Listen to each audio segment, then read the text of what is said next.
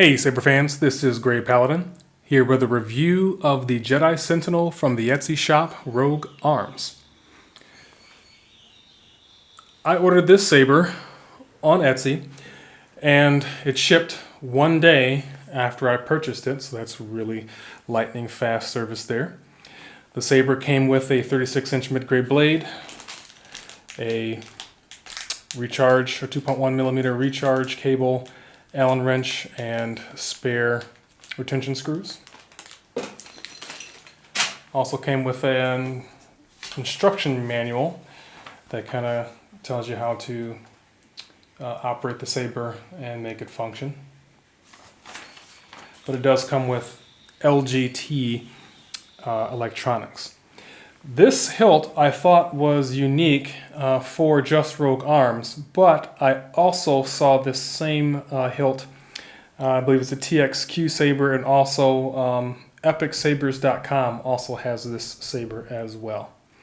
Let's get into the dimensions. So this is a very beefy and long saber, very Old Republic style. From the tip of the pommel shroud here all the way to the tip of the emitter shroud, it is 15 inches long, has a diameter of 1.5 inches, a blade depth of 2.5 inches, nice and deep, and then a resonance chamber for the speaker of 3.7 inches.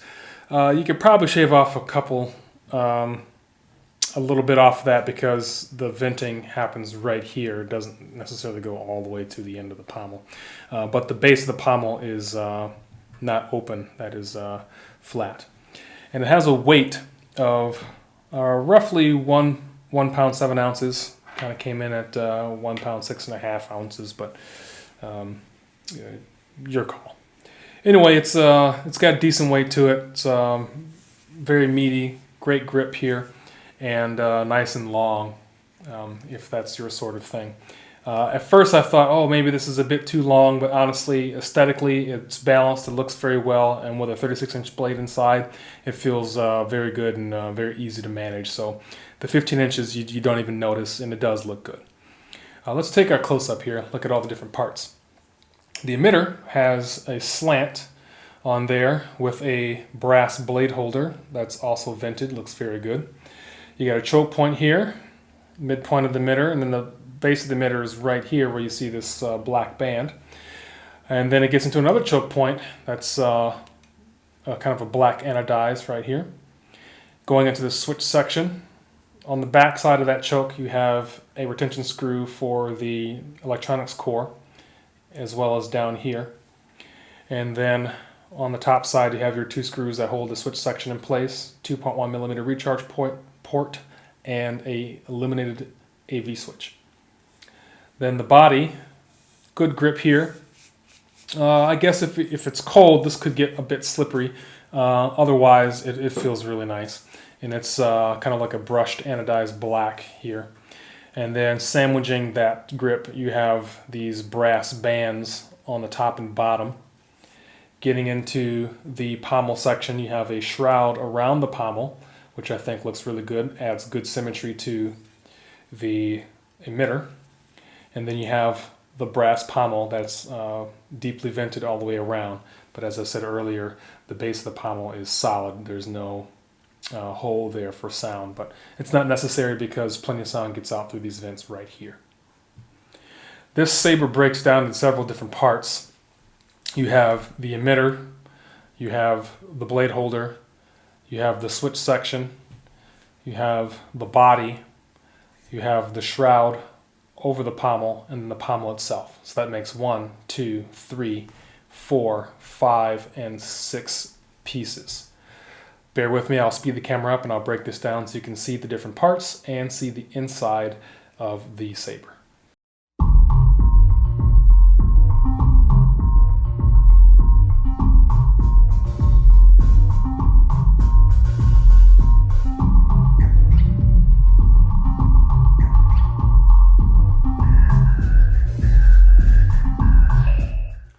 So here's the saber fully broken down into all of its pieces. Emitter shroud, blade holder, body, pommel shroud, pommel, switch section, and electronics core. This is the LGT Saber Studios RGB Eco smoothswing soundboard that comes with 9 sound fonts, and as well as your color wheel. You can choose all the different colors that you'd like, and it has the, I believe, the 9-watt RGB LED there. So one drawback to this saber that it's bittersweet. It's sweet in the fact that when the blade holder is in the emitter, you don't see any retention screws, which is very aesthetically pleasing. But wait! There's more! Hang on to your seat, baby! Cause this one's a screamer!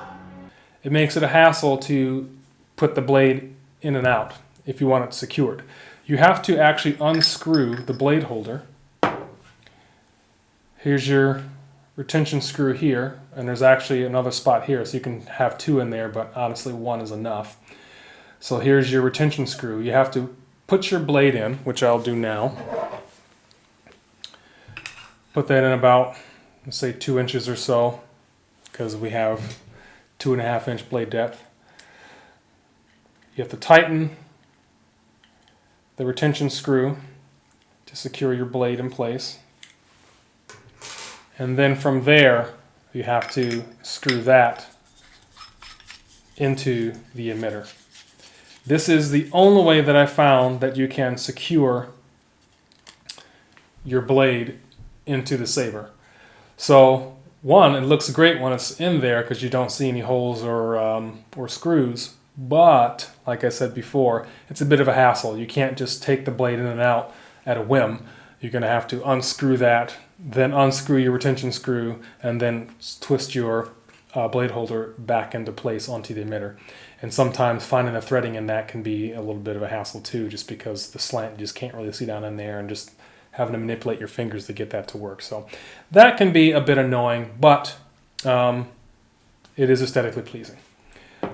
This saber is a dueler, I will say that. So if you are a dueler, it is definitely heavy enough and strong enough to withstand that for sure. One thing that's nice about this hilt is you can go without the pommel shroud and just use the pommel itself to give yourself a slightly different look. Screwing the emitter back on.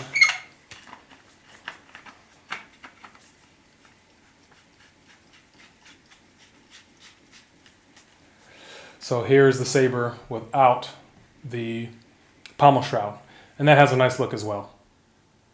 It is not possible to use just the blade holder on top and not utilize the emitter. You're going to have the emitter on there. There's no getting around that. So now I'm going to fire up the saber. I have to say, and I will do a separate video on this just because I feel like it's necessary. I do think that a lot of the LGT sabers are very budget friendly. So if you want a decent saber with a lot of options and features, LGT is a great option for you. However, you do get what you pay for. The price is much more affordable, but for that lack of money you're paying, you're also getting less reliable electronics, and I'm going to demonstrate that here in a second. I've had a lot of issues with some of these cores where they sometimes just don't work. So the first day that I got this saber, I powered it on, I swung it around, it was great. I changed colors, I changed fonts, and then once I changed fonts, all of a sudden the swings were no longer registering. So I no longer have swing motion on this, but the blaster deflection works, the lockup works, the color change works, the force effects work. I just don't have any swings. And let's face it, when you have a lightsaber, the swings are one of the most important aspects of having the lightsaber. So unfortunately in this review, we're only going to see and hear the hums and the power-ons, but you're not going to get the swings because the electronics core just crapped out. Honestly, I haven't bothered to contact the shop to get a replacement because I've gone through so many replacements of these things. I have other cores. It just doesn't matter. I think I'm going to put something else in here like a Profi or something like that. But just want to put that out there that when you get an LGT Saber electronics, don't expect a whole lot of reliability on that. It's just sometimes they're great, sometimes they're not. So like I said, I don't have any swings and I don't have clashes.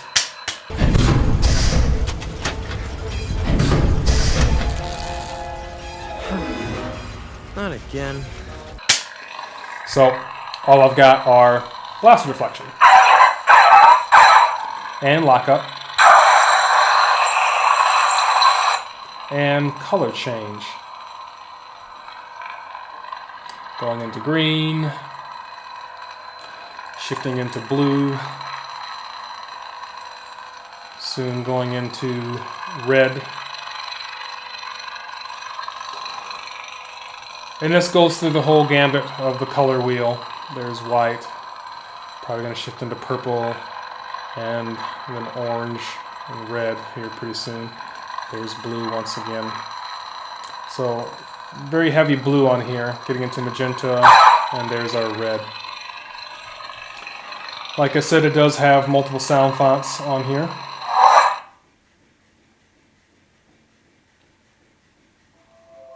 And music.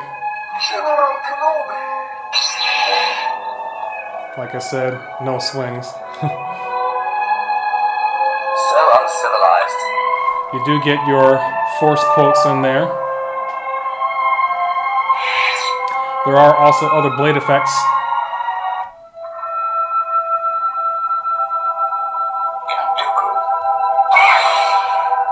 One of my favorite fonts, Count Dooku, but of course, no swings. Which is really unfortunate, but it is a nice saber overall, I will say. I'm Cal Kestis. So you have the multitude of fonts on here. You also get some blade effects as well. You get stable, pulse, or unstable. And you can also change the volume from between mute, low sound, and loud sound. But overall, that's pretty much it for this saber. It's a great feel, it's a great look. If you can get past the minor inconvenience of having to unscrew the blade holder to insert and remove your blade, you have options with changing up the style of the pommel. And again, since it's LGT, you can remove this core and put in something else that's a little more effective, like a NeoPixel core or something like that. But all in all, that's all I have on this saber. If you're interested, go ahead and check out RogueArms. I'll put links to this down below, and also the option at epicsabers.com. Thank you very much for watching, and may the Force be with you.